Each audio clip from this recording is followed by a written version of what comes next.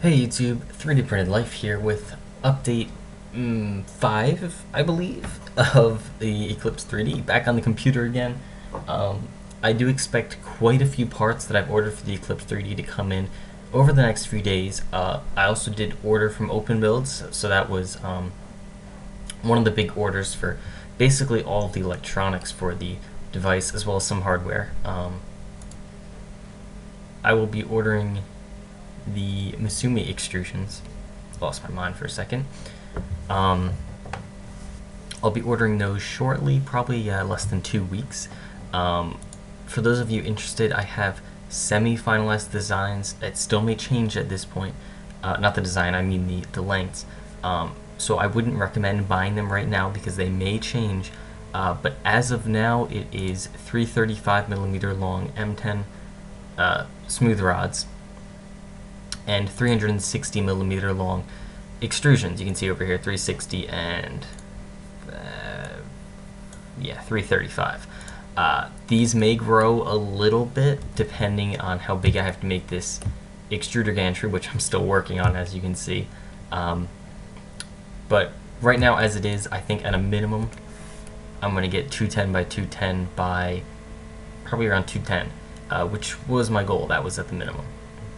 Reason for that being that is the size of the RepRap Mark II heated bed, which I did order one of, Mark II and Mark III.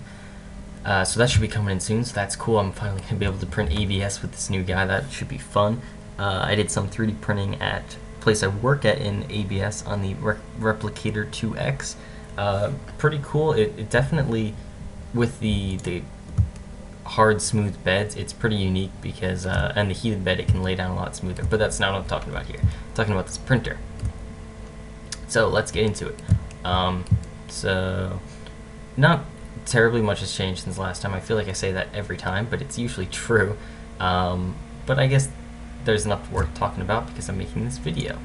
First of all, these guys have changed quite drastically, and they're going to change even more. This is really just temporary. What I'm going to be doing is designing this up part, the XY gantry, first on the printer. I'm going to get that all pretty much finalized, get that working smoothly, get that working nicely, and then once that's done, once I know where all this stuff is going to lay out, then I'm going to start working on the Z-axis, the bed gantry. I do have a general idea. What I want to do is have these larger CNC cut pieces, which are really pushing the limits of the person I'm having cut parts for me, but should be okay. They're under it by about 1 inch, the total length. And what this will do is it will reduce the weight on the bed, and it should also, it shouldn't really affect the rigidity. It might actually help because there's no longer an extrusion that's bolted to it coming off.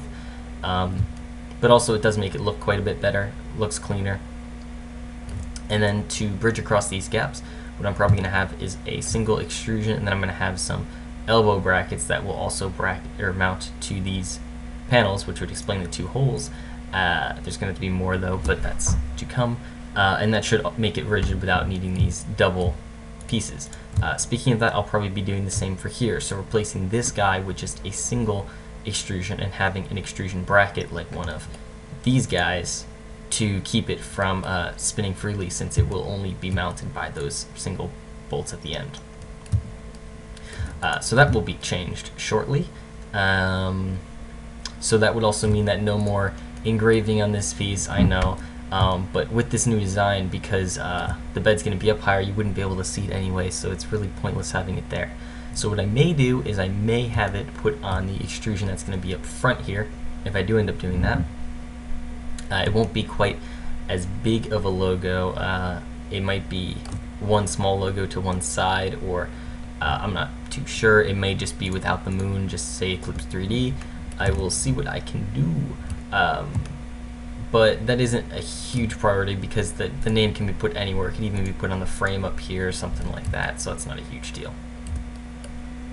I've been working a bit on this guy, and what I have now is interesting to say the least. Not sure if it's gonna stick, but what I have now is basically this fan duct built into this extruder carriage. It would all print in one piece. Obviously there'd be some support built in there, and then as you can see, the duct breaks in to these slots, and that's on purpose, believe it or not. And the idea was to have this fan blowing through a cut in between where these two bushings will go. So right in here, there'll be a cut in the top, and that will be pushing air into this channel, into here, which in turn will blow onto the E3D. Yeah, so definitely a unique design there, having the fan ducting built into this piece, but not sure if it's going to stick, at least the way it is. What I'm really considering doing is, because I'm going to have two of these blower fans, one to cool the E3D and one to cool the prints, I'm considering putting one rotating this 90 degrees, which I can't do right now because of how it's mated, and putting it on the side of this extruder. So what that would do is it would cut motion by about 10 millimeters in the X direction. Right now it's about 225 I'm getting in the X, so that would cut it to about brain's not working, 215, 210. So again, still within my limits, but I don't want to do that if I don't have to, so I may experiment with this a little bit, laying it out. I'll see what I can do. And the second fan for cooling the print, that's going to go right here, and it's going to come down, and then it's going to just be ducted to the print with a little plastic fan duct. That's the word. So yeah, those are the main changes. Also, somebody mentioned that I do have to be careful with this neoprene. If it's mounted in such a way like this, it may compress on the far end because it's going to be being pulled by this tip that way. So it may compress this back and cause this foam to warp a bit. However, this is only 3 millimeters thick, and it's going to be under quite a bit of tension because it's going to have to hold the motor in place. So I do think that it's going to be compressed pretty much as it will be before any load is put on it, so I think it'll be okay. But again, that's something I'll be testing. I got rid of the bearing mount at the top because I was looking at a bunch of 3D printers out there already, and essentially none of them have a bearing up top. As long as I have this flexible coupling guy in here, it should be absolutely fine. I shouldn't have a problem with Z-banding, especially with these nice thick M10 rods, and the frame that is literally just a solid sheet of aluminum. So that should be fine. That's pretty much it. I was a little concerned about the rigidity of this, these panels coming out this far, so this may be made a little bit thicker. Right now it's 30 millimeters high. That might be made a little bit more, but it may, once I get those cross pieces in there, it may look okay and I may not worry as much, because this is, well, it's fairly thick aluminum. I believe it's,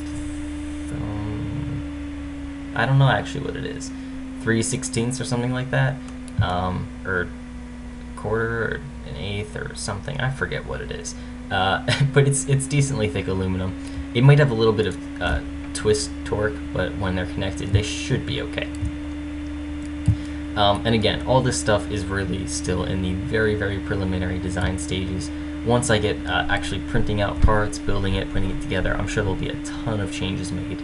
But if any of you guys have input, definitely would gladly like to hear it. Every little bit counts, or not counts, every little bit helps. So yeah, that's pretty much it for today. Thank you for watching. If you have any questions, concerns, ideas, suggestions, anything else that I'm not thinking of, feel free to leave a comment below.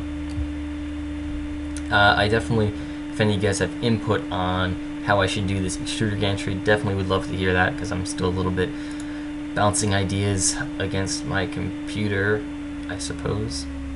And I may end up just going Bowden and seeing how that goes. In fact, I probably will try Bowden first, just because that would be so much easier to do, and so much more compact. So I will see. So that's pretty much it. Thank you all for watching. I'll catch you later.